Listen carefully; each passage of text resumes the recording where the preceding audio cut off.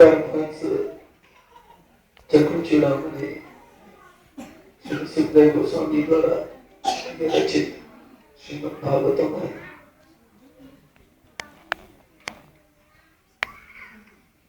श्रीमद् भागवतम ये साक्षात भगवान श्री कृष्ण है और ये सारे ग्रंथों का राजा माना जाता है। अर्थात ये श्रीमद् भागवतम हमें वह लाभ प्रदान कराता है जो अन्य विधि द्वारा हमें प्राप्त नहीं होता है।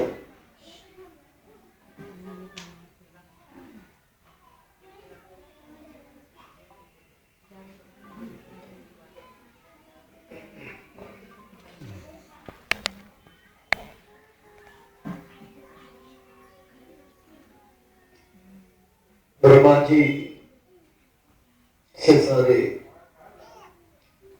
देवतागण सवाल किए, ये परीक्षित महाराज जो है कैसे मुक्ति को प्राप्त किए। केवल कथा श्रवण करने से वे मुक्ति को कैसे प्राप्त कर लिए। क्या अन्य मार्ग इस संसार के दुख को दूर करने में असक्षम है। तो ब्रह्मा जी श्रीमद् भागवतम के को लेकर एक तराजू के एक पल्लवी पर रखते हैं और इस संसार के जितने और भी विधि है उसको तराजू के दूसरे पल्लवी पर रखते हैं। ये जो श्रीमद् भागवतम है तुरंत उसके पल्लवी जो है भारी हो गई और बाकी जितने और विधि हैं वो सब उसके सामने हल्के फीके पड़ गए।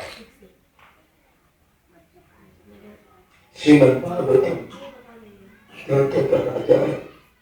इस श्रीमद् भागवतम का सेवा मात्र करने से हमारा जीवन सार्थक हो जाएगा। यह हमारा पुराना प्राचीन विधि है कि कोई ग्रंथ का हम श्रवण या सेवा करते हैं तो हम उस ग्रंथ का महिमा का व्याख्यान करते हैं। श्रीमद् भागवतम का भी महात्म्य है। इसका वर्णन सारे पुराणों में हमें प्राप्त होती है। विशेष रूप में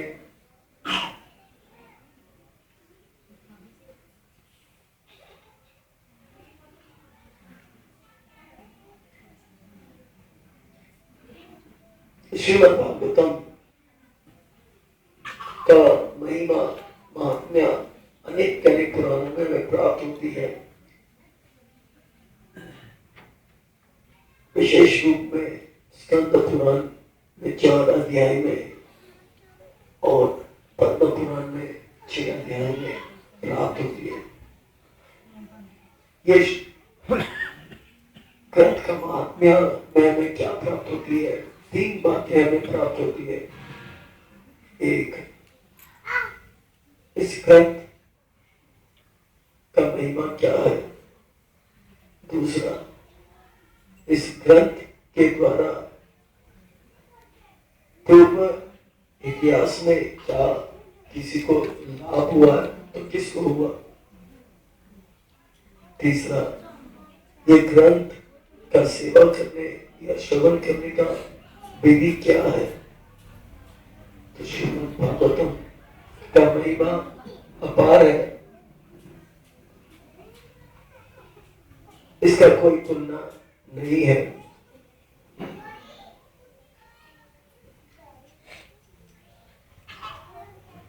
नारद मुनि एक बार भगवान कृष्ण से वैकुंठ में मिले। उनका एक सवाल था। उनका ये सवाल था कि भगवान, भक्तों के मुख से कथा श्रवण करने का क्या लाभ है। तो भगवान का यह सवाल का जवाब आपको देखिए, पृथ्वी में वो गोबर एक कीड़ा जो है, इस गोबर के कीड़े से मिलेगा। तो नारद जी झट पृथ्वी में पहुंचे और उस कीड़े के सामने सवाल पूछे उन्होंने कि एक भक्त के मुख से कथा श्रवण करने का क्या लाभ है। तो तुरंत कीड़ा जो है लोटपोट होने लग गया, कंपित होने लग गया और प्राण त्याग दिया। नारद मुनि को कुछ समझ नहीं आई, वे भगवान के पास फिर गए, फिर से पूछ रहे। तो भगवान कहे कि अब जाइए, उस बगीचे में अभी अभी एक पक्षी ने अंडा दिया है, उस अंडे से एक बच्चा निकला है, उससे पूछो। नारद मुनि ने उस पक्षी से पूछे तो पक्षी भी कंपित होने लगे और थोड़े दिन प्राण त्याग दिए।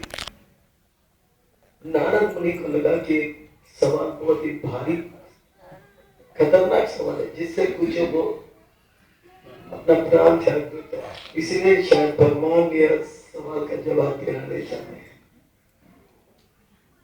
फिर से लोग पूछे इसका तो कहे कि तीसरी बार अभी अभी गाय ने पृथ्वी में एक बछड़े को जन्म दिया, वो दे गई। बछड़े से पूछा तो तुरंत तो बछड़ा भी कंपित होने लगी और प्राण त्याग दिया। अब नारद जी फिर से भगवान के पास गए तो भगवान ने कहा अब आप जाइए, अभी अभी पृथ्वी में एक राजा के घर पे एक बच्चा ने जन्म लिया है, राजकुमार का जन्म हुआ, आप उनके पास गए। तो जैसे ही वो राजकुमार के पास चढ़ गए तो वो राजकुमार भी कंपित होने लगे, छोटा सा बालक जो है कंपित होने लगे और उसका प्राण वो त्यागने वाले थे। तो वो रोक दिए कि बोला अभी मत जाओ, पहले मेरे सवाल का ठीक ठीक जवाब दो। एक भक्त के मुख से कथा करने का क्या लाभ है। तो वो कहते हैं कि एक भक्त के मुख से कथा श्रवण करने का लाभ यह है, आप मुझे देख लो, आप मुझे देख लो। वो राजकुमार कह रहे थे 4 जन्म पहले मैं एक गोबर का कीड़ा था और आप आए थे और आपने 2 शब्द मुझसे कहा, मेरा जीवन मैं धन्य हो गया, आज मैं राजकुमार बन गया।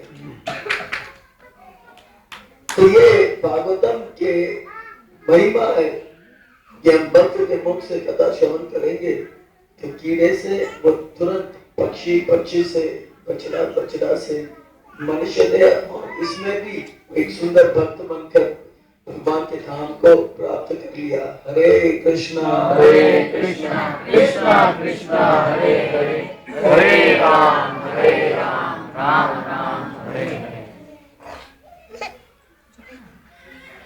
पद्म पुराण में एक कथा वर्णन आता है, तुंगभद्रा नदिया में एक आत्मवान नाम का एक बहुत ही विलक्षण, बहुत ही सात्विक ब्राह्मण हुए, उनका नाम आत्मवान है। उनके जीवन में सब कुछ उन्हें प्राप्त हुआ, पर एक पुत्र का अभाव था और इस पुत्र का अभाव उन्हें इतने काटने लगा, चिंतित होने लगे कि वो अपना प्राण त्यागने जंगल गए।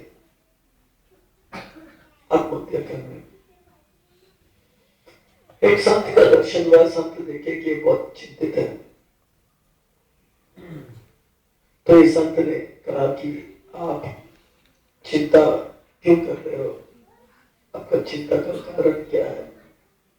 देखिए, चिंता जो है हमारा सबसे बड़ा दुश्मन है। चिंता हम सबका सबसे बड़ा दुश्मन है, क्योंकि ये चिंता जो है हमें अंदर ही अंदर खोखला कर देती है, हमें खत्म कर देती है, हमें नष्ट कर देती है। इसलिए कहते हैं चिंता और चिता। अब जाते चिता क्या होते हैं? लकड़ी में जन्म। चिंता और चिता है एक समान, दोनों में एक बिंदु का है अंतर। चिंता और चिता समान है, गोंद की तरह लग जाती है, गोंद की तरह लग जाती है। मुर्दे को चिता जलाती है और जिंदे को चिंता खाती है। ये हमें नष्ट कर देती है ये चिंता। अरे चिता तो एक बार जलाती है और ये चिंता जो है बार बार जलाती है, इसलिए चिंता नहीं करना चाहिए। अगर हम ज्यादा चिंता करते रहेंगे तो ये चिंता जो है हमें चिता की ओर लेकर जाएगी, जला देगी। चिंता को छोड़कर हमें चिंतन करना चाहिए, भगवान के गुण रूप लीलाओं का चिंतन करना चाहिए। चिंतन भगवान का करना चाहिए। अगर हम चिंतन करेंगे तो भगवान की जो चिंता है, चिंतन जो है हमें उस चित्तचोर भगवान से मिलाती है। अगर हम चिंता करेंगे तो ये चिंता जो है हमें चिता की ओर लेकर जाएंगे। तो हमें चिंतन करना चाहिए कृष्ण का सुंदर रूप का, उनके सुंदर लीला का, उनके सुंदर गुणों का, चरित्र का, ये सब का हमें चिंतन करना चाहिए। ऐसे वो संत का है। पर आत्मावान इतने दुखी थे कि वो कहे कि नहीं मुझे पुत्र चाहिए। तो वो साधु ने कहा कि आपके माथे में, आपके रेखा में पुत्र का सौभाग्य नहीं है। तो वो फूट फूट कर रोने लगा, आत्महत्या करने गए। तो साधु ने कहा आपके माथे में 7 जन्म तक पुत्र का सौभाग्य नहीं है। ये पुत्र प्राप्त करने के लिए खूब पुण्य की आवश्यकता है, तो नहीं है आपके। तो और ज्यादा फूट कर रोने लगा। बोला कि मैं सोचा कि अब आत्महत्या करूं तो अगले जन्म में पुत्र होगा। तो रो के फूट फूट कर संत से प्रार्थना किया कि आप कृपा करके मेरे ऐसा मार्ग बताओ जिससे कि मुझे एक पुत्र प्राप्त हो जाए। तो साधु बड़े दयालु होते हैं। तो उस साधु ने उस ब्राह्मण को एक फल दिए और कहते हैं कि इस फल के अंदर वही साधु अपना देह त्याग कर उस फल में जाकर बैठ गए, वास किए। ये फल खाने से वो कहा कि उनका एक पुत्र प्राप्त होगा। पर उनकी पत्नी जो थी, उनका नाम धुंधकारी थी। ये धुंधकारी जो थी वह बोले कि अरे अगर मैं फल खाऊंगी तो मैं मोटी हो जाऊंगी, मेरा जो फिगर खराब हो जाएगी और घर का कामकाज मैं कर नहीं पाऊंगी और घर में अगर चोर आ जाए, चोरी करके भागे, तो गर्भवती रहूंगी, मैं भाग नहीं पाऊंगी, और इसमें भी आग लग जाएगी तो पूरा आग घर को खा जाएगी और मैं वहीं पे पड़ी रहूंगी। इसलिए उन्होंने क्या किया, फल को खाएगी। उनकी बहन आई, वो गरीब थी, कहा कि आप चिंता मत करो, ये मेरे गर्भ में एक छोटा बच्चा जन्म ले रहा है, वो बच्चे को मैं आपको दे देती हूँ, वैसे ही बहुत सारे बच्चे मेरे पास हैं, इसके बदले आप कुछ धन दे देना। तो ये दुमदुमी जो थी ये बहुत अपराध कर रही थी, तो उन्होंने ये फल जो है खाई तो नहीं, और दूसरा अपराध उन्होंने ये किया कि ये फल जो है, देखा कि इसमें क्या शक्ति है, एक गाय को दे दिया। उनके उनके जो आंगन में जो गाय थी, उस गाय को दे दिया। वो झूठ मूठ के कपड़े लगाकर पति को बोल रही थी, 2 महीने 3 महीने के हो गए। आत्मवान गांव छोड़कर शहर गए थे, तो उन्होंने खबर भेजा कि जल्दी आओ, संतान का पुत्र का जन्म हुआ है। तो आए तो देखा कि हाँ बच्चा, बहुत खुश हो गए। इतने में वो गाय जो थी, उन्होंने भी एक बच्चे को जन्म दिया, और ये गाय के बच्चे को जब देखे तो उसका शरीर जो था मनुष्य जैसे था, पर उनके कान जो थे गाय जैसे थे, तो उन्होंने नाम दिया उसको गोकर्ण। तो यहाँ पे ये दुमदुमी जो थी वो विचलित हो गई।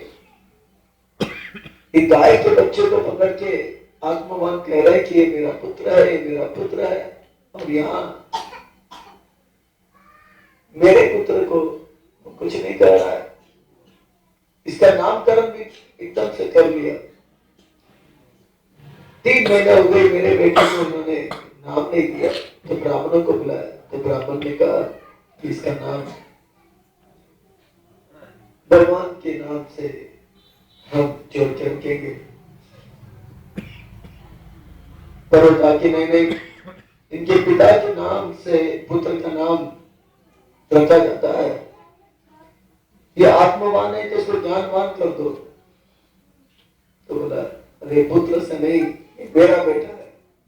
जिद पकड़ ली, बोले कि इसका नाम मेरे नाम से होना चाहिए, मेरा नाम दुमदुमी है तो इनका नाम पड़ेगा दुमदुमी। तो ऐसा नाम उनको मिला दुमदुमी का, तो वैसे ही इसका गुण पड़ गया। बहुत बदमाश निकला,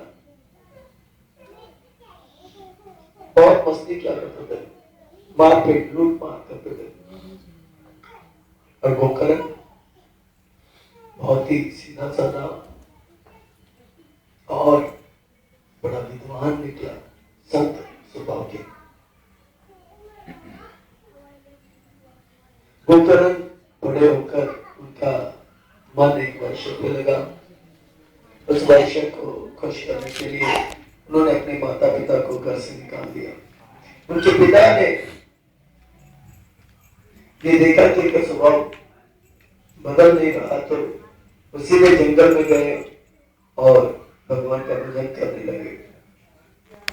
और उनकी माँ जो थी वो इनसे तंग आकर एक कुएं पर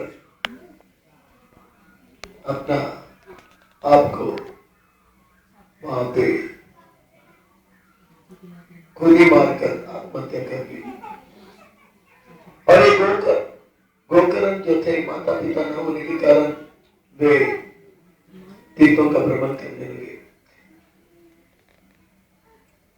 उन्होंने 1 2 3 वैश्य को बुलाए और उनको अपने घर पे रखे, और ये वैश्य को मजा ले रहे थे, और ये गोकर्ण दिन में जुआ खेलता था, रात को चोरी करता था। इस प्रकार से इन वैश्यों को देखभाल करते थे। पर ये 5 वैश्य जो थी एक दिन मिलकर एक योजना बनाए, बोला कि ये बहुत खतरनाक आदमी है, क्योंकि चोरी करता एक दिन पकड़ा जाएगा तो उनके साथ साथ हम भी पकड़े जाएंगे और हमें धक्का मार के निकाला जाएगा। इसलिए हम ये करते हैं, आज उनके सारे धन जो है लेकर हम यहाँ से रवाना हो जाते हैं, 1 2 4 हो जाते हैं यहाँ से। इस रात को जब आत्मवान आए शराब पीकर, तो वे आत्मवान के दोनों हाथ और पांव बांध दिए और उसके मुंह पे जलता हुआ अग्नि डाल दिए और आत्मवान को जान से मार डाले। उसके धन लेके हुए भाग गए। ये जो आत्मवान है, ये कौन है? ये जो दुर्भिकारी जो है, ये दुर्भिकारी जो है कौन है? और ये 5 वैश्य कौन है? ये 5 वैश्य जो है, ये 5 विषय है, रूप, ध्वनि, सुगंध, स्वाद और स्पर्श। ये आंखें, ये विषय जो है इस संसार का, रूप जो है एक विषय है, वैश्य है। ये संसार के जो ध्वनि है ये एक विषय है और वो स्वाद जो भगवान को अर्पित नहीं किया गया है वो एक विषय हमारे जीवन को नाश कर देता है। रूप तो आंखें मांगती है पर भगवान का सुंदर रूप हमें देना है। ध्वनि कान सुनना चाहती है तो भगवान के सुंदर लीलाओं को श्रवण करें। स्वाद जीवा चाहती है तो भगवान को अर्पित सुंदर प्रसाद हमें देना चाहिए और सुनने के लिए भगवान को अर्पित तुलसी हमें सुनना चाहिए। तो इस प्रकार से हम अपने विषय को ना लेते हुए भगवान का प्रसाद को लेना चाहिए तो जीवन सार्थक होगा। ये आत्मवान के पुत्र जो थे, दुर्गारी प्रेत बन के घूमने लगा। गया में उनके भाई ने पिंड किया, गोकर्ण ने पिंड किया इनके नाम से, फिर भी इसका प्रभाव नहीं पड़ा, प्रेत के रूप में चला था। एक दिन तीर्थ भ्रमण करके वह अपने घर आए। रात को जब सो रहे थे तो ये दुर्गारी जो प्रेत रूप में था अलग अलग रूप में आ रहा था, कभी इंद्र कभी चंद्र बन के आ रहा था। तब गोकर्ण को पता लगा कि ये कोई प्रेत है, तो पूछा कौन हो तुम? तो कहा कि मैं तुम्हारा छोटा भाई। दुर्गारी बोला कि मैंने तो आपका पिंड किया है। बोला मैंने इतना पाप किया कि ये छोटे मोटे पिंड से कुछ होगा नहीं, आप मेरा कुछ कीजिए। इस प्रेत योनि में मैं बहुत कष्ट का अनुभव कर रहा हूं। तब गोकर्ण ने कहा कि रात बहुत हो रही है, आप थोड़ा आप आराम करो, कल सुबह में वरिष्ठ ब्राह्मणों से प्रश्न करूंगा और विधि कुछ निकालूंगा। ब्राह्मण ने कहा कि आप सूर्य का उपासना करो, सूर्य देव की कृपा से आपको कुछ विधि प्राप्त होगी। तो कहा कि ठीक है। सूर्य का उपासना करके सूर्य देव ने कहा कि आप भागवत का अनुष्ठान कीजिए, 7 दिन का भागवत कथा कराइए। इस कथा के माध्यम से आपके भाई का उद्धार होगा। एक शुभ तिथि को देखकर उन्होंने की कथा प्रारंभ की। कथा में ब्राह्मण को रखे थे और वहां पे एक बम्बू को रखा था। इस बांस का जो लकड़ी था उसमें 7 गांठ थी और इस बांस के लकड़ी में जो 7 गांठ थी उसमें ये जो दुर्गारी था वे वायु रूप लेकर निवास किया। कथा प्रारंभ हो गई। पहले दिन की कथा जब समाप्त हुई, उस बांस के लकड़ी से जो पहला गांठ था वो फूट गया। ऐसे करते करते 7वें दिन जो है 7वां गांठ जब फूटा आकाश से वैकुंठ मार्ग से 2 विमान आए और एक में दुर्गारी को बिठाया गया था और दूसरे में गोकर्ण को बिठाया गया था। गोकर्ण ने कहा कि मैं अब नहीं जाना चाहता हूं और दुर्गारी जो है सबके सामने उस विमान में बैठे थे और सबके देखते देखते वे आकाश मार्ग में गए। इतने में सारे गांव के लोग जो कथा सुन रहे थे वो सवाल किए कि अरे कथा तो हमने भी श्रवण किए पर हमारे लिए आकाश से विमान क्यों नहीं आए? क्या भगवान की दृष्टि में भेद है? भगवान केवल एक ही व्यक्ति को लेते हैं? तो गोकर्ण ने कहा बात ये नहीं है, भगवान की दृष्टि में कभी भेद नहीं है। भेद जो है श्रवण के विधि में हुआ। गोकर्ण के जो भाई थे दुर्गारी, उसका जान खतरे में था, इसलिए वो ध्यान पूर्वक कथा श्रवण कर रहे थे। ध्यान पूर्वक पूरा जान लगा के कथा श्रवण कर रहे थे और बाकी गांव के लोग तन से तो यहाँ पे उपस्थित थे पर मन से वो सोच रहे थे कल क्या हमें मिलेगा, घर में क्या हो रहा है। तो श्रवण में भेद होने के कारण कथा के फल में भेद है, भगवान की दृष्टि में कोई भेद नहीं। तो ध्यान पूर्वक श्रवण करना चाहिए। तो गांव वाले ने कहा कि इस बार आप कथा फिर से करो, श्रीमद् भागवतम कथा का अनुष्ठान करो, हम लोग ध्यान से श्रवण करेंगे। तो एक अच्छा दिन देखा गया था, पुनः कथा प्रारंभ हो गई। सारे गांव वाले बड़े ध्यान से श्रवण कथा किए। तब आकाश से एक बहुत बड़ा विमान आए और पूरे गांव वालों को गोकर्ण के साथ वापस वैकुंठ लेकर गए। हरे कृष्णा कृष्णा कृष्णा हरे हरे, हरे राम राम राम हरे। सबके सभी लोग एक साथ गांव के गांव, जैसे त्रेता युग में भगवान रामचंद्र की शासन के समय पे भगवान रामचंद्र के साथ सारे अयोध्या के वासी साकेत धाम गए, इसी प्रकार से इस कलयुग में गोकर्ण समेत गांव के गांव इस श्रवण ध्यान से करना चाहिए। इसके बाद वर्णन आता है इतिहास में किसने किया, किसी को इसका लाभ मिला तो दुर्गारी को लाभ बताए, गोकर्ण का लाभ बताए। आगे विधि का वर्णन आता है। ये तीसरी बात है महात्मा में। विधि क्या है? श्रवण करने का अनेक विधि है। श्रीमद् भागवत श्रवण करने का अनेक विधि है। कहते हैं कि उपवास रख के हमें इस कथा में उपस्थित रहना चाहिए ताकि बड़े ध्यान पूर्वक श्रवण करें।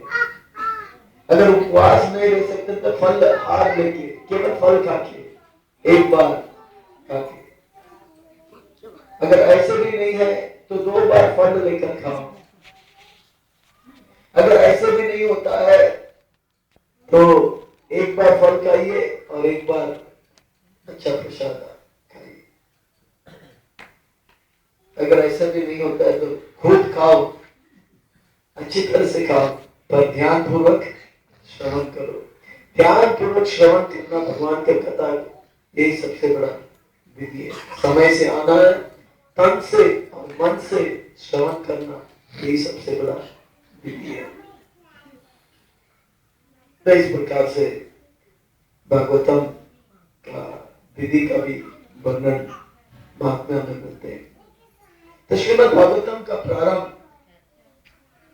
श्रील वेद व्यास मुनि मंगलाचरण से करते, बहुत ही सुंदर मंगलाचरण करते हैं।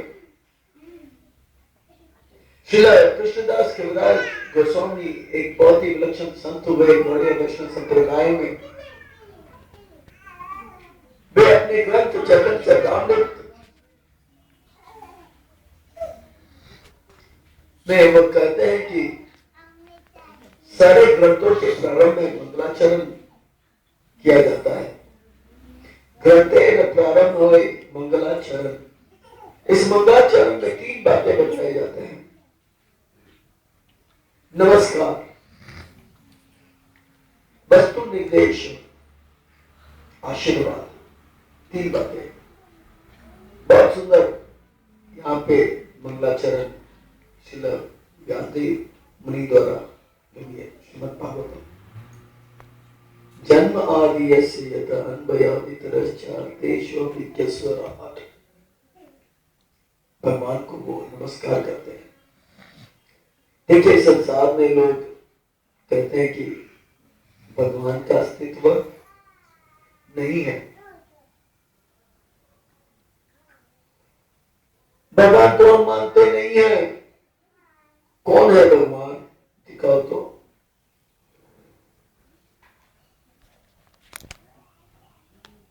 तो यहाँ पे कहते कि जन्म हम सबका भगवान से होता है। थोड़ा सा अगर हम बुद्धि लगाएं, इस सुंदर हॉल में हम बैठे हैं, इसके दीवारें, इसके छत, इसके पंखे, ये सब बनाने के पीछे एक मिस्त्री का हाथ है। अगर एक बल्ब चल रहा है, ट्यूबलाइट चल रही है, तो इसके पीछे कोई इलेक्ट्रिशियन का हाथ है। तो थोड़ा बुद्धि लगा के देखे, ये इतना बड़ा सृष्टि है, इस सृष्टि रूपी जो इतना बड़ा हॉल है, इसमें जब सूर्य का किरण हम प्राप्त करते हैं, तो इस सूर्य की किरण रखने के पीछे कोई है, वो भी एक इलेक्ट्रिशियन होगा। यहाँ पे छोटा बल्ब लगाया तो छोटा इलेक्ट्रिशियन, तो वो बहुत बड़े इलेक्ट्रिशियन होंगे। कौन है वो इलेक्ट्रिशियन? ठंडी ठंडी हवा अगर आ रही है, पंखे से आ रही है, पंखे किसी ने रखा तो छोटा इलेक्ट्रिशियन है। इतना अच्छा हवा आ रही है, तो उस हवा को चलाने वाला जरूर कोई बड़ा बुद्धिमान इलेक्ट्रिशियन होगा। कौन है ये? थोड़ा सा अगर बुद्धि लगाए तो हमें पता लगेगा कि ये रोशनी, ये हवा, ये पानी का सब स्रोत भगवान है। भगवान का अस्तित्व का यहाँ पे प्रमाण मिलता है। भगवान सभी के जन्म के कारण है। हम कहेंगे नहीं नहीं, हमसे भी, हम भी जन्म देते हैं बच्चों को, पर भगवान ऐसा है कि वो जन्म देते हैं, पर उनका जन्म का कोई कारण नहीं है।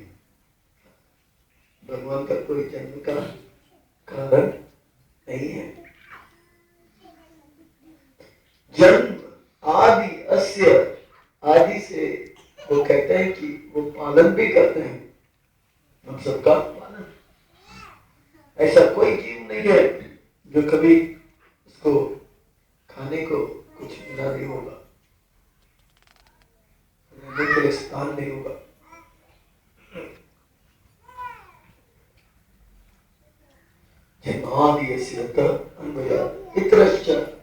इतना ही नहीं, ये सब होने के बाद भगवान हर चीज का ज्ञान भी रखते हैं। ऐसे नहीं कि 10 बच्चे जन्म दिए, पता नहीं कौन कहां घूम रहा है।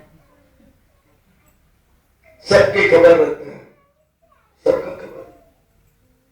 भगवान डायरेक्टली सबके खबर रखते हैं। हमारे बारे में भगवान को सब कुछ पता है। हम सब यहाँ बैठे बैठे क्या सोच रहे हैं, क्या सोच रहे थे और क्या सोचने वाले, इतना खबर रखते हैं भगवान। एक छोटी सी लड़की अपने विद्यालय में, पाठशाला में एक कविता लिखते हुए कहती है कि अमावास के रात के घोर घना अंधेरा रात है,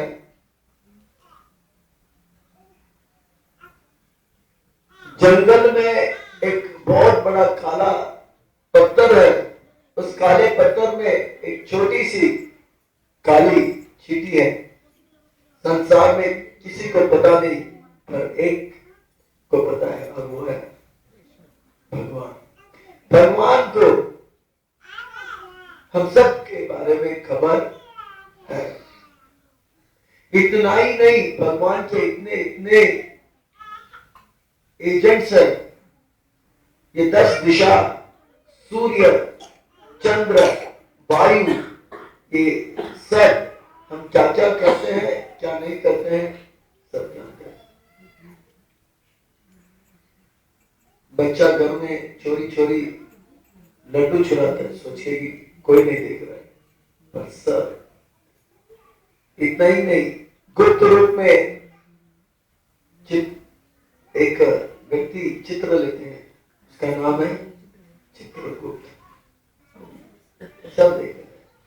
जिसको डायबिटीज है वो रात को फ्रिज खोल के आइसक्रीम वगैरह खाता है, सोचेगी पत्नी नहीं देखेगी। अरे पत्नी नहीं देखेगी, पर वायु, चंद्र, चित्रगुप्त देखेंगे क्या होगा।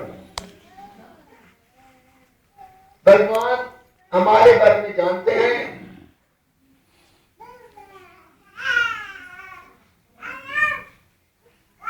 और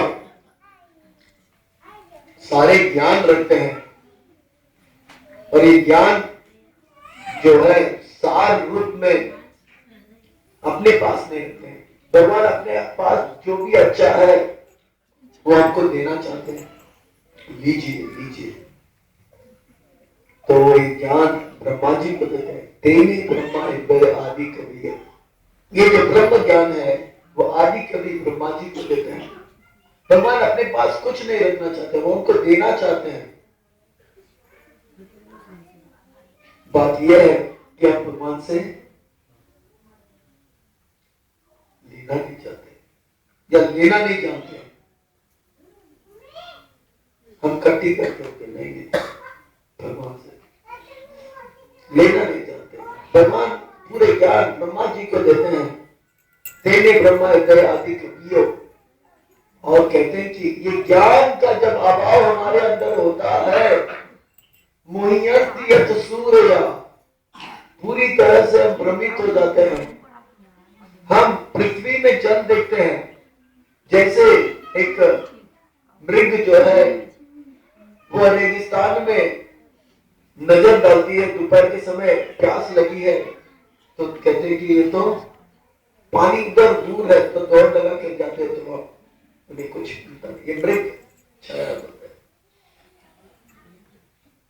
तो ये जो है इस प्रकार से भगवान के मोह माया जो है ये ज्ञान अभाव होने के कारण होता है। हम सत्य तत्व से दूर रह जाते हैं,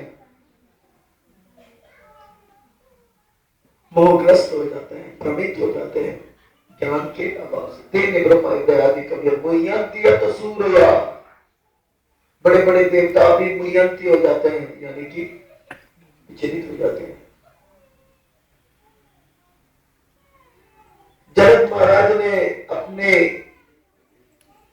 राज्य के जितने भी पंडित हैं अपने सभा में बुलाए और कहे कि ये बताओ कि मैं भिखारी हूं या राजा हूं।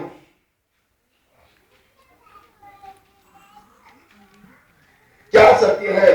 कल रात मैंने सपने में देखा कि मैं घर घर एक कटोरी लेकर भीख मांग रहा हूं। क्या ये सच है कि मैं अब यहाँ पे बेटा जनकपुर का राजा हूं? ये सत्य है। तब किसी ने ठीक से जवाब नहीं दिया, सबको जनक महाराज ने कैद कर दिया। अष्टवक्र की जो मां है वो कहा कि आपके पिता को कैद में कर दिया, उसे छुड़ाओ। तो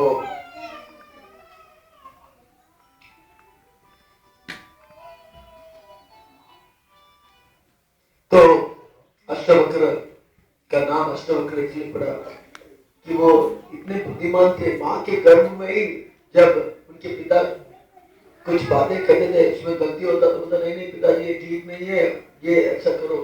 तो उनके पिताजी को बहुत गुस्सा आया, बोला कि तुम टेढ़े मेढ़े प्रश्न करते हो इसलिए तुम टेढ़े हो जाओ।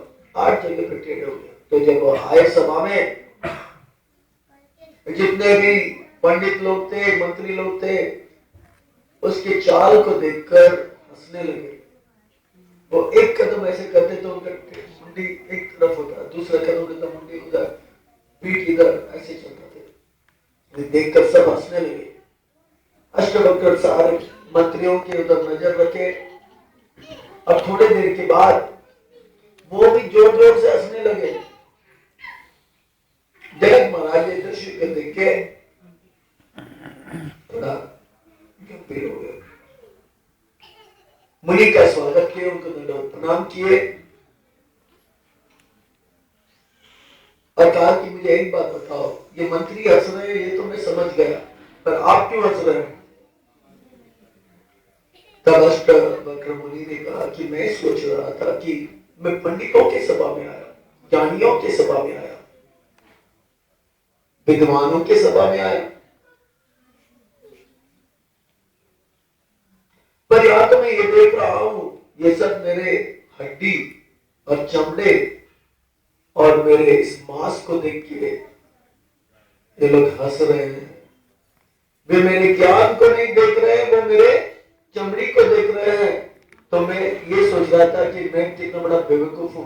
मैं सोच रहा था कि मैं ज्ञानी के सभा में आया हूं, पर ये तो वास्तव में एक चमड़ी के व्यापारी चमार के सभा में आया हूं। मैं अपने बेवकूफी में मैं हंस रहा हूं।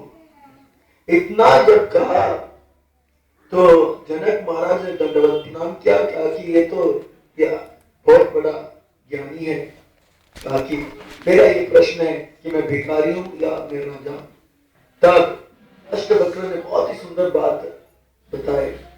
वास्तव में इस बात को हमको अपने मन में पकड़ के रखना चाहिए, कभी भूलना नहीं चाहिए। वो कहते हैं कि ना तो आप राजा हो ना तो आप भिखारी हो।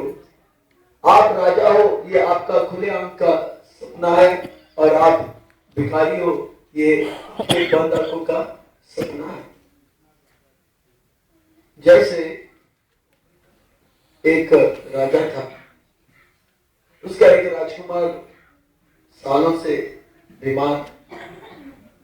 राजमहल ने कहा आज का रात आखिरी है, कल का प्रातः का सूर्य का उदय को देखने का है। राजा फूट फूट कर रोने लगा। रोते रोते उनके चरण में उनकी आंखें बंद हो गई और सोते सोते सपने में वो देखे कि उनके 7 राजकुमार है और ये 7 राजकुमार गुरुकुल गए और गुरुकुल से वापस आए। इतने में यहाँ पे पुत्र जो था, हकीकत में उनका एक राजकुमार, उसका देहांत हो गया।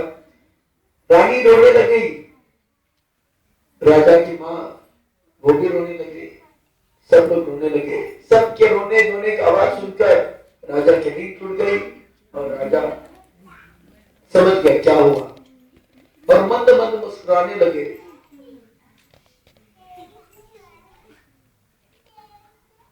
राजा की मां ने कहा कि आपको रोना चाहिए, आपके पुत्र चला गया, आपका पुत्र चला गया। राजा ने कहा मैं समझ नहीं पा रहा हूं, मैं रोऊं किस लिए? तो बोला आपका पुत्र गया इसलिए आपको रोना होगा। तो मैं कौन से पुत्र के लिए रोऊं? ऐसे राजा ने कहा। तो बोले इस पुत्र के लिए नहीं, अब समझ नहीं पा रही हो। मेरे 7 पुत्र थे, गुरुकुल से अभी आए, मेरे आंख खुलते ये 7 के 7 पुत्र चले गए। तो राज माता ने कहा कही कि वो तो आपका बंद आंखों का सपना है, पर ये तो हकीकत है। पर राजा मुस्कुराते हुए कहा माता अब तक आप समझे नहीं, सपने में जो राजकुमार को देखे आंख खुलते हुए चले वो मेरे बंद आंखों के सपना था, और यहाँ पे जो राजकुमार चला गया वो मेरे खुले आंख का सपना है।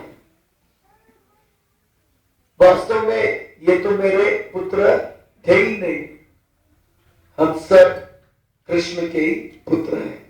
इस से आप अष्टवक्र ने यह बताया कि ना तो आप राजा हो ना तो आप भिखारी हो। जिस प्रकार से हम अपने आप को कहते हैं कि हम भारतीय हैं, ये हमारा खुले आंख का एक सपना है। हम भारतीय नहीं हैं, ना तो हम पाकिस्तान के हैं, ना तो हम अमेरिका के हैं, ना तो ऑस्ट्रेलिया के हैं।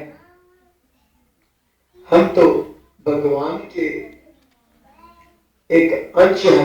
भगवान सच्चिदानंद विग्रह है, हम सच चित और आनंदमय एक भगवान के अंश है।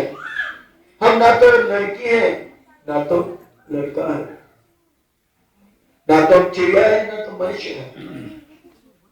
हम आत्मा है जो अलग अलग शरीर लेते हैं, कभी भिखारी का तो कभी राजा का। तो इस प्रकार से इस संसार की मोह जो है हमें तब तक ग्रस्त करेगी जब तक हम परम भगवान जो है, परम सत्य जो है, भगवान पे ध्यान नहीं लगाएंगे। परम सत्य क्या हो, जब तक हमारा ध्यान नहीं होगा तब तक हम संसार के मोहग्रस्त में रहेंगे। इसीलिए वो कहते हैं कि तेने ब्रह्माय आदि कव्य मुह्यन्ति यत्र सूर्य तेजो वारी विधि विनिमयो यत्र त्रिसर्ग अमृषा दाम्ने स्वेन सदा निरस्तकोकम सत्यम परम धीमहि। उस परम सत्य में जब हम ध्यान लगाएंगे तब हम इस संसार के मोह से, बंधन से बच सकते हैं। हमें तब पता लगेगा कि हम कौन हैं और हमारा असली धर्म क्या है। तो मंगलाचरण के इस दूसरे श्लोक में वस्तु निर्देश करते हैं। पहले श्लोक में नमस्कार कहते हैं कि भगवान आप हम सबके जन्म हैं और आपकी माया जो है हम सबको मोहग्रस्त रखा है और आपका ही ध्यान लगाने से हमें सत्य पता लगेगी। धर्म प्रोजितो कैतव अत्र परमो निर्मत्सराणाम सताम।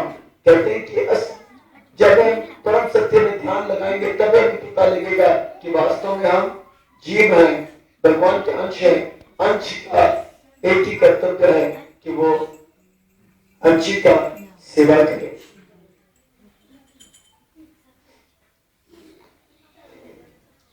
पुत्र का कर्तव्य है कि वो अपने पिता का सेवा करे।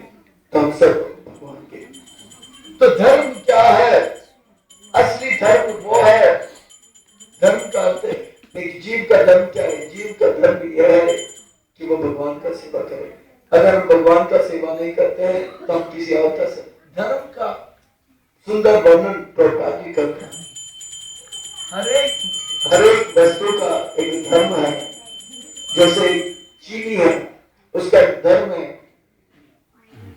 नमक है उसका एक धर्म है, अग्नि उसका एक धर्म है, जल उसका एक धर्म है।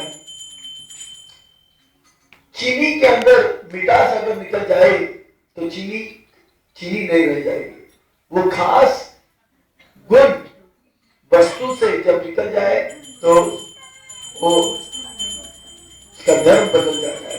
जैसे अग्नि का धर्म क्या है? ताप देती है और जलाती है।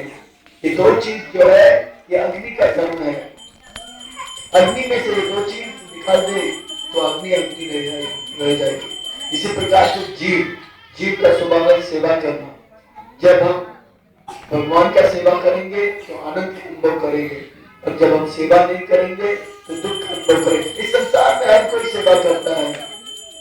एक बच्चा माँ का सेवा करता है, माँ घर का सेवा करती है और घर के मालिक जो है वो अपने बॉस का सेवा करता है। बॉस अपने घर में अपने पत्नी का सेवा करता है। इस संसार में ऐसा कोई नहीं है जो सेवा नहीं करता है। और गवर्नमेंट अगर उसे निकाल दे नौकरी से, वो रिटायर्ड अगर हो जाए तो फिर वो अपने पोते का सेवा करेगा। पोता भी बड़ा हो जाता है तो कुत्ते का सेवा करता है। सेवा किए बगैर पापा जी बोलते कोई सेवा करना। पर ये धर्म विपरीत रूप में जब आता है तो भगवान का सेवा छोड़कर अपने शरीर का, अपने परिवार का, अपने घर का, अपने समाज का, अपने देश का सेवा करते हैं। पर वास्तविक धर्म क्या है, इसको इस श्रीमद् भागवतम में बताया गया। धर्म पूजित और कई तो मात्र, वास्तविक धर्म यह है कि हम सबको चाहिए कि भगवान कृष्ण का सेवा करें, और ये सेवा जब करेंगे तो हम परम आनंद का अनुभव करेंगे। श्रीमद् भागवतम के अनेक अनेक प्रसंग है। सारे प्रसंगों में यही स्थापित किया है कि हमको भगवान का भक्ति करना चाहिए, ये हमारा असली धर्म है। ध्रुव महाराज के प्रसंग में यही बताया जाता है कि ध्रुव महाराज जब भगवान का सेवा किए, भक्ति किए, तो परम आनंद का अनुभव किए। प्रहलाद महाराज के प्रसंग में राजा प्राचीन पारिषद जो कि कर्मकांड कर रहे थे, उनके प्रसंग में भी देखते हैं कर्मकांड कर रहे थे, सुखी नहीं थे। जब वो भगवान का भक्ति करे तो परम आनंद का अनुभव गए। इस प्रकार से हर प्रसंग में, गजेंद्र प्रसंग ले लो, वृत्तासुर के प्रसंग को आप ले लो, हर प्रसंग में यही स्थापित किया जा रहा है कि भक्ति हमको करना है। कर्म कांड से, ज्ञान कांड से किसी ने सुख प्राप्त नहीं किया है। हमको भगवान का भक्ति करना चाहिए, इसी को हर प्रसंग में स्थापित किया। बाकी सब विधि को तुच्छ, निकृष्ट, नगण्य करते हुए इसे लात मार के भगा दिया गया। धर्म प्रोजी तो कैसे वस्त्र निर्मत सरानाम सता। फिर कहते हैं कि इस श्रीमद् भागवतम को समझने का अधिकार किसको है, तो कहते हैं श्रीमद् भागवतम को समझने का अधिकार उसको है जो कि निर्मत्सर है। मत्सर का अर्थ क्या होता है, जिसके हृदय में किसी के प्रति ईर्ष्या नहीं है, जलन नहीं है।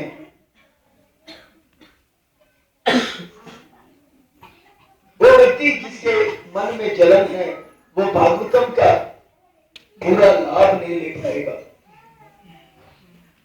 श्रीमद् भागवतम का पूरा लाभ नहीं ले पाएगा। ईर्ष्या क्या है, जलन क्या है?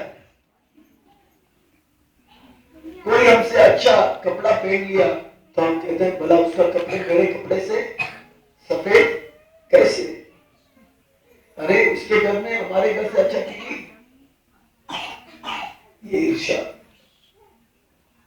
पर उत्कर्ष, असहन, दूसरे के अंदर जो उत्कर्ष है उसे हम सहन नहीं कर पाते। दुखी को हम कुछ दे नहीं सकते, दुखी को हम दया दे नहीं सकते, और सुखी को हम सहन नहीं कर सकते। अरे ये कैसा सुखी हो गया? ऐसा अगर भाव रहेगा तो श्रीमद् भागवतम का हमें पूरा लाभ नहीं मिलेगा। निर्मत्सराणाम सताम। हाँ, श्रीमद् भागवतम का जब हम सेवा करते हैं कम से कम उसी वक्त हमको ये भाव लेना चाहिए, इस संसार के जितने भी जीव मात्र है वो सब लाभ को प्राप्त करें, सुखी रहे। सर्वे सुखिनो सर्वे संत, तो ये बताते हैं ऐसा भाव होना चाहिए, सभी परम लाभ को प्राप्त करें। सर्वे सुखिनो भवन्तु सर्वे संत निरामया। ऐसा अगर भाव होगा तो श्रीमद् भागवतम श्रवण सेवा करने का हमें पूरा लाभ होगा। वेद्यम वास्तवत्र शिवदम तापत्रयम्। जैसे ही हम श्रीमद् भागवतम का इस प्रकार से सेवा करेंगे, हमारा जीवन में सब कुछ मंगल ही मंगल हो जाएगा, कुछ भी अमंगल नहीं होगा। हरे कृष्णा कृष्णा कृष्णा हरे हरे, हरे राम राम राम हरे। मंगल हो जाएगा। तापोत्रय उन्मलम, इस संसार के जो ताप है, शरीर का कष्ट, मन का कष्ट, देवी देवता द्वारा ताप, खुद दर्द लगना, या मच्छरों के द्वारा कष्ट, दूसरे जीव जंतु के द्वारा कष्ट, इस सबसे हम परे हो जाएंगे। उसका थोड़ा भी अनुभव नहीं होगा। तापोत्रय उन्मूलन, यहाँ पे आप सब इन तीन तापों से मुक्त है। हमने सुना कि बागपाड़ा में सभी लोग तीन तापों से मुक्त हैं, सही है। मन का कष्ट किसी को नहीं, तन का कष्ट किसी को नहीं, दूसरे के द्वारा आपको कष्ट नहीं होता है। आप सब श्रीमद् भागवतम का सेवा करने से, ये 3 तापों से हम मुक्त हो जाते हैं। उन्मूलनम श्रीमद् भागवतम हमने कृते किंबा बड़े ईश्वरे सत्य हृदय आवृत्ते। तो कहते हैं कि ये श्रीमद् भागवतम का सेवा करने से वो भगवान जो कि स्वराट है, वो भगवान जो कि किसी के बंधन में नहीं आ सकते हैं, वो भगवान हमारे हृदय में आवृत हो जाते हैं, हमारे हृदय में कैद हो जाएंगे। अत्र कीर्ति भी, इसका जो कीर्ति है, इतना कीर्ति है इसका, तो कहते हैं कि शिष्य भी आप केवल ये अनुष्ठान करो, संकल्प करो, खाली मन में एक विचार लो कि मैं श्रीमद् भागवतम का अनुष्ठान करूंगा, या मैं श्रीमद् भागवतम का सेवा करूंगा, या मैं श्रीमद् भागवतम का पढ़ना प्रकट करूंगा, या श्रवण करूंगा, या कीर्तन करूंगा। आप श्रीमद् भागवतम को पढ़िए नहीं, आप श्रीमद् भागवतम का श्रवण कीजिए नहीं, आप श्रीमद् भागवतम का अनुष्ठान मत कीजिए, पर केवल विचार कीजिए। विचार मात्र करने से शिष्य भी, यानी कि ये केवल विचार करने से कहते हैं तत्क्षणात भगवान हमारे हृदय में कैद हो जाएंगे। इतना कृपा इस श्रीमद् भागवतम के अंदर श्री वेद व्यास मुनि दे रहे हैं। क्यों इसके अंदर इतना कृपा क्यों है, वो हम देखेंगे थोड़ी देर में। कहते हैं तत्क्षण भगवान जो है वो कहते हैं कि आप श्रीमद् भागवतम का सेवा करो, मैं आपके हृदय में आवृत कैद हो जाऊंगा। भगवान विचार करते हैं कितने जन्मों से मैंने, इतने समय से आप सबको इस भौतिक संसार रूपी कैद खाना में कैद कर रखा है। थोड़ा सा सेवा करो श्रीमद् भागवतम का, थोड़ा सा सेवा करो श्रीमद् भागवतम का। मैं कहता हूं, भगवान कहते हैं कि मैं आप सबको इस संसार रूपी कैद खाने से मुक्ति कर दूंगा, और मैं आपके हृदय में कैद बन जाऊंगा। मैंने आपको अभी तक कैदी बना के रखा है, अब आप मुझे कैदी बनाओ, भगवान कह रहे हैं। और ये भी बता रहे हैं कि आप कैसे मुझे कैदी बना सकते हो, और कैसे हम इस संसार रूपी कैद से मुक्त हो सके। थोड़ा सा श्रीमद् भागवतम का सेवा करें बस। श्रीमद् भागवतम में इतना कृपा इसीलिए भगवान ने बरसाई है क्योंकि श्रीमद् भागवतम साक्षात श्रीमती राधा रानी का निवास स्थान है। निगम कल्पतरो गलितम फलम सुखम कद अमृत द्रव्य समृतम पिबत भागवतम रसम आलय भूर और रसिका भूरि भाविका। श्रीमद् भागवतम जो है ये निगम है। निगम जो है वेद को कहते हैं, श्रुति, वेद, वेद खोज निगम कहते हैं। वेद एक कल्प वृक्ष जैसा है। आप वेदों का अलग अलग खंड को पढ़ेंगे, आपको धनवान होना है। कल्प वृक्ष आप जानते हैं, वो वृक्ष जिसके नीचे आप कल्पना करो मुझे पैसा चाहिए तो पैसा आएगा। आप कहोगे मुझे एक गाड़ी चाहिए तो आपको गाड़ी मिलेगा। आज भी ऐसे वृक्ष वृंदावन में है, आज भी वृंदावन में ऐसे वृक्ष हैं जिसके नीचे आप खड़े रहोगे तो आपको जो कल्पना करोगे वो आपको मिल जाएगा। आप कहोगे कि मुझे बीमारी से मुक्त होना है, तुरंत मुक्त हो जाओगे। आप कहोगे मुझे आम चाहिए तो आम मिलेगा। आप कहोगे कि मुझे अब सफरचंद चाहिए तो सफरचंद मिलेगा। यहाँ पे वृक्ष जो है वो जब खिलते हैं तब जाके फल देती है। जामुन के पेड़ में जामुन का फल, पर उसके नीचे करो कि मुझे गाड़ी चाहिए या आम चाहिए तो नहीं मिलेगा। पर कल्प वृक्ष ऐसा वृक्ष है, आज भी है। तो ये वेद रूपी जो कल्प वृक्ष है उसके नीचे उसका सेवा करने से आप अमीर बन सकते हो, बुद्धिमान बन सकते हो, यशस्वान बन सकते हो, बड़ा घर चाहिए, शत्रु पे जय चाहिए, ये आपको मिलेगा। पर इस वृक्ष के अनेक अनेक अंग हैं, पत्ते, इसके मूल, इसके टहनी, इसके फूल, अलग अलग भाग है। पर एक वृक्ष का सबसे स्वादिष्ट भाग क्या है, वस्तु क्या है? वृक्ष के पत्ते, फूल, मूल या फल? फल, और उसमें भी जो पका हुआ फल है वही सबसे लाभ देने वाला या वस्तु है उस फल का, पेड़ का। इसी प्रकार से एक वृक्ष है, उस वृक्ष का सबसे मीठा फल क्या है? अगर हमें देखना है तो हम पता लगा सकते हैं। एक तोता अगर आके फल पे चोंच मारेगी, समझ लेना चाहिए कि वो जो फल है वो इस वृक्ष का सबसे मीठा फल है। और तोता जिस फल पर चोंच लगाएगी वो वास्तव में सबसे मीठा फल है, और तोता जब उसे चोंच मारेगी तो वो फल और भी मीठा हो जाएगा। इस प्रकार से वेद में बहुत सारे पुराण हैं, बहुत सारे परिषद हैं, और इस वेद का भागवतम में का जब रचना हुआ तो सुख रूपी जो तोता है वो आकर श्रीमद् भागवतम में चोंच मारी, और श्रीमद् भागवतम जो वेद व्यास मुनि द्वारा रचित है वो और भी मीठा हो गया।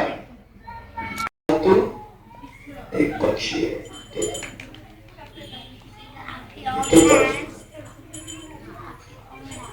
श्रीमद् भागवतम में वर्णन कहते हैं कि लोग कहते हैं कि श्रीमद् भागवतम में राधा रानी का नाम है ही नहीं। सुखदेव गोस्वामी महाराज राधा रानी का नाम इस श्रीमद् भागवतम में लिखते हैं, क्योंकि श्रीमद् भागवतम में राधा रानी का नाम इसीलिए सुखदेव गोस्वामी महाराज नहीं लिखते, क्योंकि अगर वो राधा रानी का नाम का अगर उच्चारण कर ले तो इतने भाव विभोर हो जाएंगे, इतने भाव विभोर हो जाएंगे कि 6 महीने तक वो मूर्छित हो जाएंगे। और यहाँ पे परीक्षित महाराज केवल 7 दिन का समय है, और वो मूर्छित रहेंगे तो परीक्षित महाराज का रिभोल हो जाएगा। तो इसीलिए राधा रानी का नाम वर्णन नहीं किया जाता। पर श्रीमद् भागवतम सुखदेव द्वारा जब रचित है, कहते हैं कि पूरा श्रीमद् भागवतम जो है श्रीमती राधा रानी का निवास स्थान है।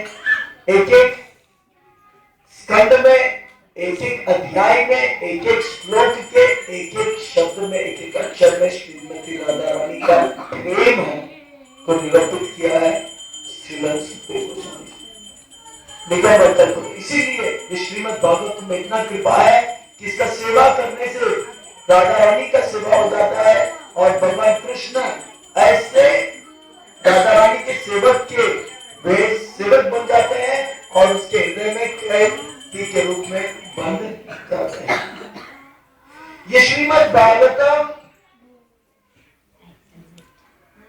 को समझने के लिए आपको संस्कृत का खूब अध्ययन करने की आवश्यकता नहीं है, आपको कठिन परिश्रम करने की आवश्यकता नहीं। आप केवल एक प्रामाणिक भक्त को पकड़िए और उसके मुंह से कथा श्रवण करते रहिए, ध्यान से सुनते रहिए, आपका जीवन सार्थक हो जाएगा।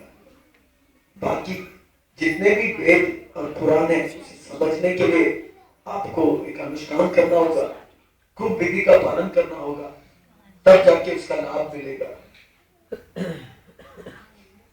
जैसे श्रीमद् भागवतम का वर्णन करते हुए कहते हैं कि ये एक ऐसा फल है, इसमें केवल रस ही रस भरा हुआ है, इसमें गुठला भी नहीं है और छिलका नाम मात्र का केवल रस ही रस बना हुआ है। और ये आज हम लोग कल्पना भी कर सकते हैं।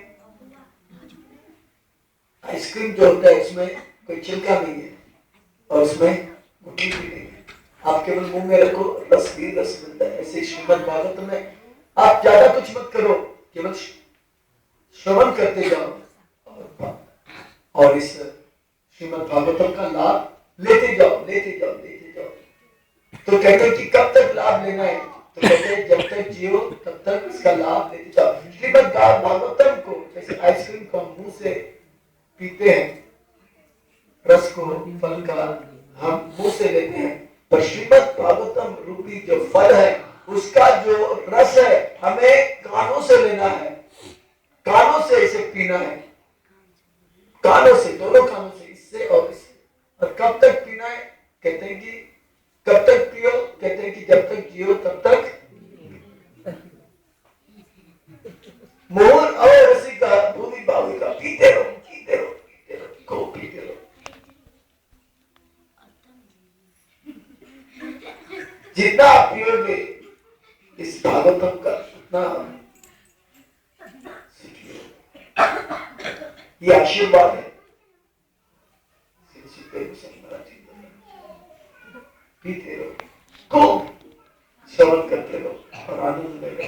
मोहर और रसिका भूमि बाविका। तो प्रश्न एक उठता है कि तापोत्रय उन्मूलनम शिवदम, कहते हैं कि हमारा जीवन मंगल हो जाएगा, तीनों ताप से मुक्त हो जाएगा। तो हम पूछेंगे किसका हुआ, कैसे हो सकता है? तो इस शंका को निकालने के लिए श्री व्यासदेव मुनि श्रीमद् भागवतम का कथा प्रारंभ करते हैं। नैमिषारण्य के उन ऋषि के प्रसंग, इस कथा के माध्यम से वो बताते हैं कि इस संसार के ताप का त्रय उन्मूलन या शिवदम श्रीमद् भागवतम से होगी। नैमिषारण्य में 64,000 संतगण तपस्या कर रहे थे और ये संत लोग कोई साधारण नहीं थे, वे बड़े तपस्वी, दूरदृष्टि, अमर आत्मा, पवित्र, वे निस्वार्थ औरों के कल्याण के लिए विचार करते हैं। वे तपस्या कर रहे थे इसलिए कि वे समझ गए अपने दृष्टि से कि भविष्य में, कलयुग में जितने भी लोग रहेंगे वो दुख से पीड़ित रहेंगे और इन सब का दुख का दर्शन करके वे दुखी हुए और उनके दुख दूर करने के लिए नैमिषारण्य क्षेत्र में आकर यज्ञ संपन्न कर रहे हैं। नैमिषारण्य एक ऐसा क्षेत्र है, कहते हैं कि उस क्षेत्र में अगर हम थोड़ा सा यज्ञ करेंगे उसका प्रभाव जो है पूरे ब्रह्मांड में होगी और हर समय के लिए होगी।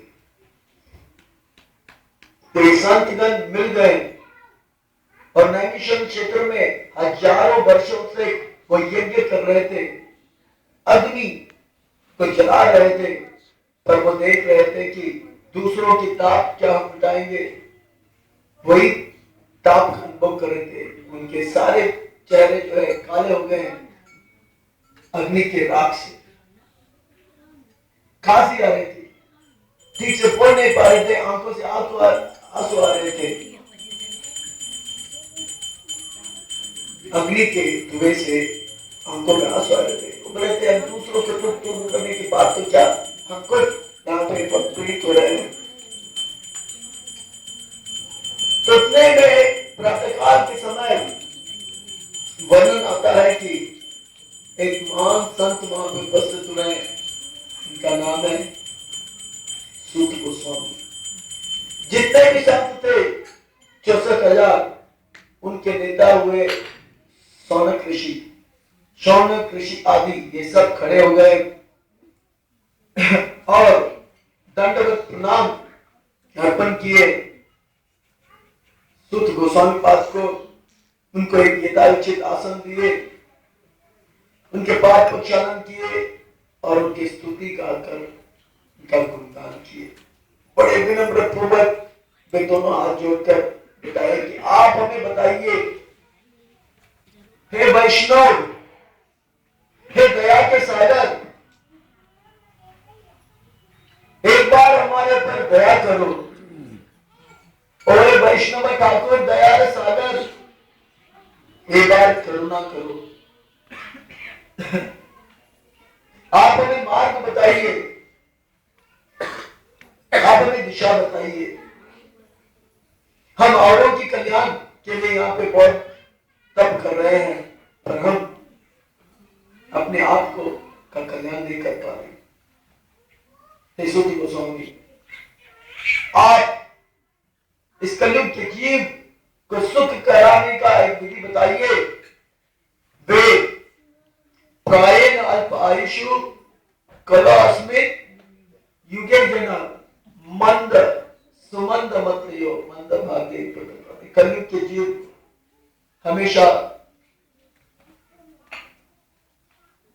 उपद्रव, उनके हृदय में भय रहेगा, उनके हृदय में दुख रहेगा, कभी सुखी नहीं।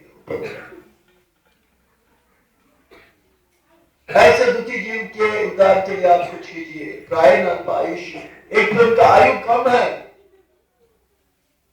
आयु तो कम है, पर ऐसा नहीं कि इस कम आयु में भी वे राजा के राजा रहे। नहीं, प्रायेण अल्प आयुष्य, सुखी जीवन है। उस कम आयु में भी बहुत सारी पीड़ा है। 100 साल जी रहे, पर 100 साल के अंदर बहुत सारी पीड़ा है। और भगवान का भक्ति करने की जब बारी आए तो कहते हैं कि मंद, उनको कहो कि ये काम करने से आपको 10,000 रुपया मिलेगा, पूरा रात जागना पड़ेगा, नहीं 2 रात जागना पड़ेगा, जागेंगे। आज एकादशी है, उपवास रखना पड़ेगा, जागरण करना होगा, आपको कृष्ण भक्ति प्राप्त होगी, आपका जीवन सार्थक होगा, तो सो जाएंगे। भगवान का सेवा जब आएगा तो खत्म में भी सो जाएंगे, जपा करते भी सो जाएंगे। मंदिर नहीं, भगवान के मंदिर में रविवार को जाना है तो बोले सो जाएंगे, फिर बोलेंगे नहीं क्लब में ये पिक्चर निकला है तो जाग जाएंगे। भगवान के विधि के लिए मंद यानी कि बहुत आलस। अच्छा ठीक है, कोई किसी के अंदर आलस भी नहीं है, बोले मैं अपने उद्धार के लिए कुछ करूंगा, मैं भगवान के मंदिर जाऊंगा, मुझे देखना है कि मेरा उद्धार किससे होगा। मंद भाग्य, उनका भाग्य इतना फूटा हुआ रहेगा कि वो गलत जगह में जाके फंस जाएगा। तो फलाना बाबा जी बोलेंगे कि आप मुझे पैसा दो, खाओ पियो मजा करो,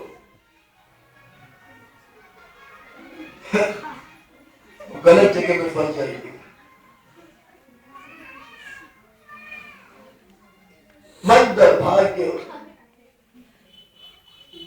और ठीक है, हम भगवान अपने उद्धार करने के लिए थोड़ा तत्पर हैं, हमें हमारा भाग्य भी अच्छा है, भक्तों से मिल हमारा भेंट हो गया। वो कहते हैं कि आप रविवार आ जाओ, यहाँ सत्संग होगा, पर कहते हैं कि प्रायेण अल्प आयुषु खलु युगे जन्म मंद सुमंद मत मंद भाग्य। हमारा जो भाग्य इतना फूटा है कि शरीर या मन साथ नहीं देगा। हमको मार्गदर्शन अगर कोई सही भी दे रहा है और हम कहेंगे कि ठीक है, पर क्या होगा, बीमारी इतनी आ जाएगी कि हम, यह काम इतना आ जाएगा कि बॉस ने बुलाया तो वो भी, और इसलिए इस कलयुग में सब लोग पीड़ित करेंगे। ऐसे कलयुग के दिन को उद्धार कराना है। और ये हम सब जानते हैं कि कलयुग में भगवान का केवल नाम लेने से हम इस संसार, इस कलयुग के जो घोर रूप है इससे हम बच जाएंगे।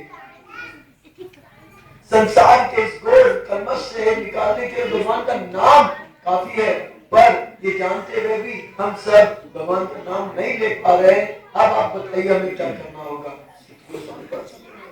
6 प्रश्न को रखते हैं।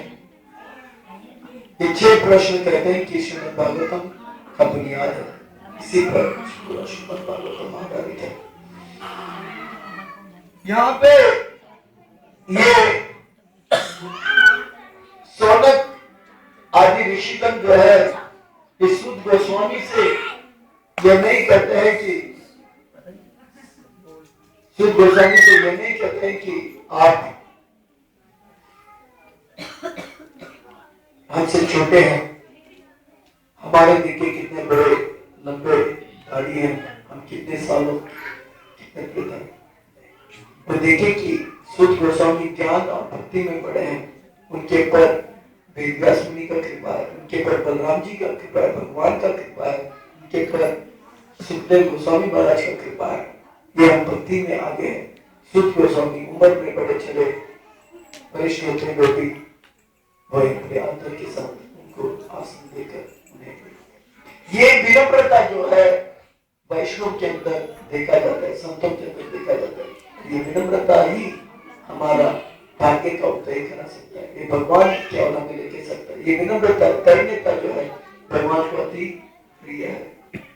संत के सामने हम जाए तो विनम्र होकर जाना चाहिए।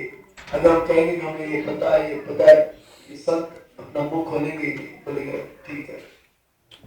गुरु के सामने जब हम जाते हैं तो हमें मूर्ख की तरह के जाना चाहिए। हम कहेंगे कि ये भी पता है, ये भी पता है। गुरु फिर कहेंगे जब तक इसका अहंकार नहीं जाएगा, ये कुछ समझेगा नहीं, इसे बोलकर कुछ लाभ नहीं है। गुरु अपना मुंह बात रहेगा, वो अपना जगह करता रहेगा, वो कुछ बताएंगे। संतों के अंदर, वैष्णव के अंदर कहने के लिए बहुत कुछ है, पर विनम्रता रूपी पात्रता जब देखेंगे तो सब कुछ कहेंगे। तो ये विनम्रता इनके अंदर देखी गई थी। और ये 6 प्रश्न यहाँ पे करते हैं। ये वैष्णव जो होते हैं वे पर दुख से दुखी होते हैं, औरों के दुख से वो दुखी हो जाते हैं, और पर सुख सुखी, दूसरों को भगवान का भक्ति करते हुए देखेंगे तो बहुत ही सुखी हो जाएंगे। और जब वे भक्ति नहीं करते तो दुखी हो जाएंगे। क्यों हो जाते हैं? ये उनका दुख, क्या उनका जीवन जा रहा है। वैष्णव जन तेने कहियो, जैने पीर पराये जाने।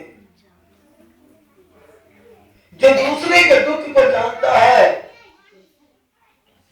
उन्हें शिला नरसिंह मेहता जी कहते हैं वो वैष्णव।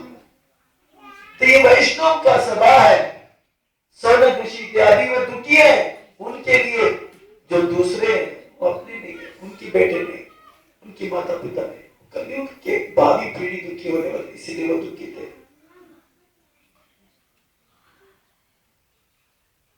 दुष्ट व्यक्ति जो होता है दूसरों को दुखी देखकर, चलो भाई इसके घर में अच्छा ऐसा हो गया, उसका बेटी तो ऐसी है, सुखी हो जाते हैं। उसका बेटा फेल हो गया तो खुश हो जाते हैं। ये दुष्ट वैष्णव जन तेने कहियो, जेने, तो इस प्रकार से दुखी थे। हमें क्या करना होगा? सूत गोस्वामी कहते हैं कि हम सबको केवल भगवान का कथा श्रवण करना होगा, और वो भी नैमिषारण्य में। अगर इस श्रवण और कीर्तन अगर किया जाएगा तो कहते हैं कि पूरे ब्रह्मांड का वहां बैठे बैठे उद्धार हो जाएगा। और इस बात को इस कथा के माध्यम से श्री व्यास मुनि बता रहे हैं कि केवल जो व्यक्ति कथा कर रहे हैं, सुन रहे हैं, उनका तापत्र उन्मूलन नहीं होगा। ये श्रीमद् भागवतम का यज्ञ जब संपन्न किया गया था, इसके द्वारा ये पूरा ब्रह्मांड का मंगल हो जाएगा और ये ब्रह्मांड जो तापों से मुक्त हो जाएंगे। हरे कृष्णा कृष्णा कृष्णा हरे हरे, हरे राम श्रीमद् भागवतम का जो कथा है शुद्ध गोस्वामी पाद निरूपित करते हैं, वो नैमिषारण्य में उसके प्रभाव से कहते हैं कि ये आने वाला जो 10,000 वर्ष है उसमें इतना धर्म का प्रचार होगा, इतना धर्म का प्रचार होगा कि संसार के जीव उसका लाभ लेकर उनका उद्धार हो जाएगा।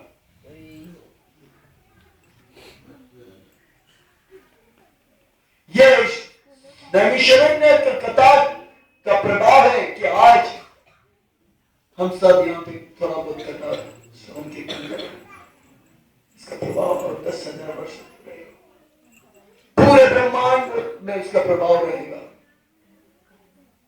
ना। तो व्यास मुनि कहते हैं कि तापत्रय उन्मूलन पूरे ब्रह्मांड को मंगल कर देगा, पूरे ब्रह्मांड का ताप को दूर करेगा। तापत्रय उन्मूलन 6 प्रश्न पूछा गया है।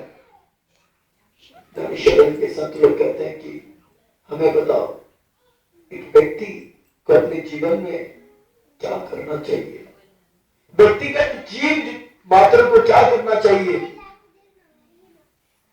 हम सबको अपने जीवन में करना क्या चाहिए, सारे शास्त्रों का सार क्या है, सारे शास्त्र का मर्म क्या है, हम सबको सामूहिक रूप में क्या करना चाहिए, दूसरा प्रश्न है। क्योंकि द्वापर संपन्न हो गया है, कृष्ण का विरह सता रही है, तो तीसरा प्रश्न पूछा। भगवान कृष्ण ने देवकी के गर्भ से जन्म क्यों लिए, कंस का वध क्यों किए, चौथा प्रश्न कृष्ण और बलराम ने क्या क्या लीलाएं किए ये बताओ, विरह में पूछ रहे। इतना ही नहीं, हम ये भी जानना चाहते हैं कि भगवान ने और कितने कितने अवतार लिए हैं और उन अवतारों में उन्होंने क्या क्या लीलाएं बताई। देखिए इनके प्रश्न भी कितने महान हैं। ब्रह्म बृहद ब्रह्म जिज्ञासा, बृहद जिज्ञासा करना चाहिए। हम लोग क्या जिज्ञासा करते हैं, खाने को कहां मिलेगा अच्छा, सोने को कहां मिलेगा, स्टॉक मार्केट में क्या जिज्ञासा है ना। हमारा प्रश्न क्या होता है, चावल का दाम क्या है,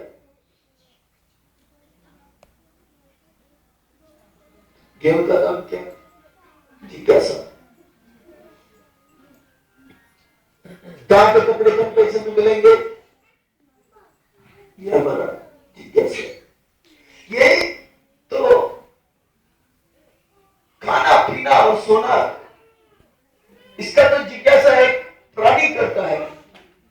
अगर मनुष्य है हमें इसके ऊपर उठना चाहिए। अतः अब आपको मनुष्य जन्म मिला है, अतः आपको एक बुद्धि मिला है जिससे खाना पीना को छोड़कर आपको भगवान के बारे में जिज्ञासा। ये देखिए कि मेरे बेटे को कौन से स्कूल में डालना चाहिए, मेरा पेट का दर्द का निवारण किस दवाई से होगा। हाँ। हर जीव का कल्याण किसमें है, हर जीव का कर्तव्य क्या है। कृष्ण बलराम भगवान के अवतार के बारे में पूछ रहे हैं।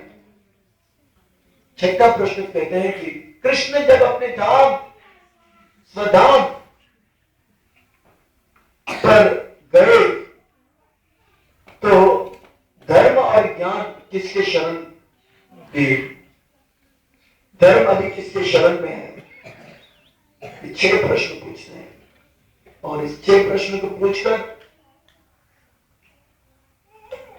सूत गोस्वामी जो है बहुत प्रसन्न हो जाते हैं। कहते हैं कि आपका प्रश्न इतना मंगल है कि ये प्रश्न का श्रवण करके में लाभ होगा। इसमें कृष्ण का, प्रश्न के अंदर कृष्ण का महिमा है। और वे अपने गुरु श्री सुखदेव गोस्वामी को स्मरण करते हैं। किस प्रकार से वे वेदव्यास मुनि के पुत्र हुए और कैसे वे उनसे ज्ञान प्राप्त किए। उनको नमस्कार करते हुए वे नारायण को नमस्कार करते हैं, सरस्वती को नमस्कार करते हैं और वेदव्यास मुनि को नमस्कार करते हैं। नारायणम नमस्कृत्य नरं चैव नरोत्तमं देवीं सरस्वतीं व्यासं। तो इस प्रकार से वे स्मरण करते हैं सबका। वास्तव में ये वैदिक संस्कृति है कि हम जो भी कार्य करते हैं इससे पहले गुरु को स्मरण करें, भगवान को स्मरण करें, मंगलाचरण करना चाहिए। तो इस विधि को लेकर तो इस प्रकार से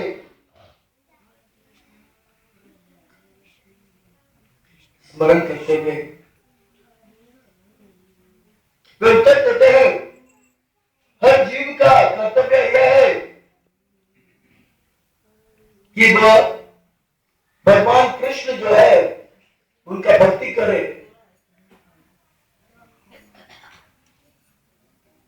सवै पुंसा परो धर्म हितो भक्ति अधोक्षजे। भगवान का भक्ति क्या है? वो ऐसा क्रिया है जो हम हर वक्त कर सकते हैं, हर परिस्थिति में कर सकते हैं। भगवान का भक्ति यह हमारा वास्तविक स्वभाव है। तप करना, अष्टांग योग का विधि ये नहीं बताए, ज्ञान नहीं बताए, भक्ति बताए। भक्ति ही हमारा परम कल्याण करा सकती है। ये नहीं कहे कि क्रिकेट, अगर ये होता क्रिकेट तो हम हर परिस्थिति में क्रिकेट खेल सकते हैं, खेलना चाहिए।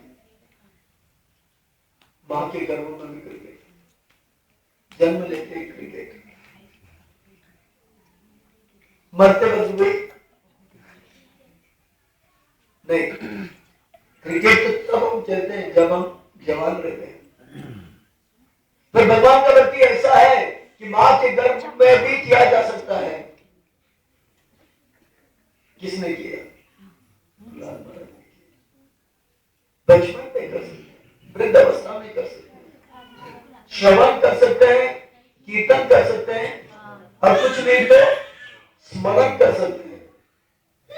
मन में सोते हुए भी भगवान का हम भजन कर सकते हैं हर वक्त। इसको बोलते हैं अप्रतिहता। सवै पुंसा परो धर्म हितो भक्ति अधोक्षजे अहेतुकी। ये ऐसा कार्य भगवान के प्रति जो प्रेम है हमारा, वो हेतु बगैर होना चाहिए। हेतु, इस संसार में जो भी कार्य होता है इसमें हेतु है। हम नौकरी क्यों करते हैं? पगार मिलेगा। अगर सेठ कहे कि कल से पगार नहीं तो कहेंगे आपको नौकरी भी नहीं चाहिए, है ना? हेतु। कॉलेज में पढ़ाई क्यों करने जाते हैं? क्योंकि पढ़ाई करने से कुछ मिलेगा, पढ़ाई करने से कुछ नहीं मिलेगा तो नहीं चाहिए। लड़के लड़कियों को क्यों देखते हैं? क्योंकि उनके सुंदर रूप है। अगर सुंदर रूप नहीं का लाभ नहीं लेना है तो फिर देखेंगे नहीं, है ना? या लड़कियां लड़कों को क्यों देखते हैं? क्योंकि जेब भरा है। हेतु, खाली है तो देखेंगे नहीं, हेतु देखते हैं, फायदा देखते हैं। पर इस संसार में